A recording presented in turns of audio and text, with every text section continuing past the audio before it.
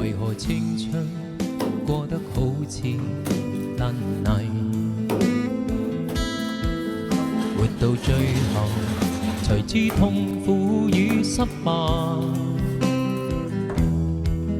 唯有將光陰動倒債，渡過最後的3年。是否青春可以輸，亦可以買？